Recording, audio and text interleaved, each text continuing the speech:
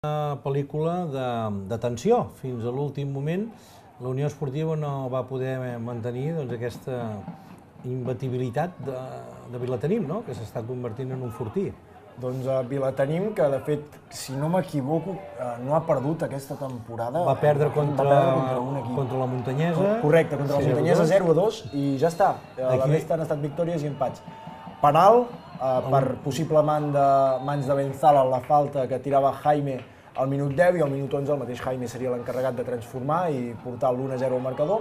Tot i el cop, la Unió Esportiva Figueres va reaccionar molt i molt bé, la veritat. Va aconseguir generar ocasions, va aproximar-se amb bastant més perill sobre la porteria del Sant Feliuenc, pressionant Toni Conill, que porta una temporada excel·lent, defensant, fins i tot marcant. Toni Conill és un d'aquests jugadors que podria estar, com diguem, a la segona divisió, segona B, perfectament. Ja comença a ser recurrent el cop de cap de Toni Conill al segon pal per tal de marcar.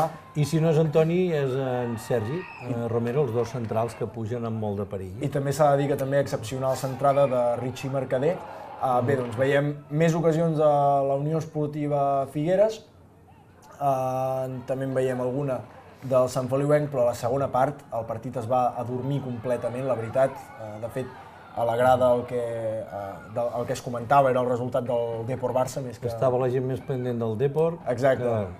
També perquè el nostre estimadíssim Barça va perdre. Fins que el 88... Mike Molist pesca una pilota a la frontal de l'àrea i el que no va poder fer la Unió Esportiva Figueres al llarg de tota la segona part ho va fer Mike Molist. Llavors el partit, hem plantejat anar a pressionar dalt, intentar incomodar-los perquè sabem que són un equip pilotero que intenta iniciar des de darrere i que ho fan bé, però nosaltres a casa hem intentat que no es trobessin dins el partit, a través d'aquesta pressió alta per allunyar-los molt de la nostra porteria, i crec que l'equip ho ha identificat bastant bé i hem controlat força el joc, sobretot a la primera.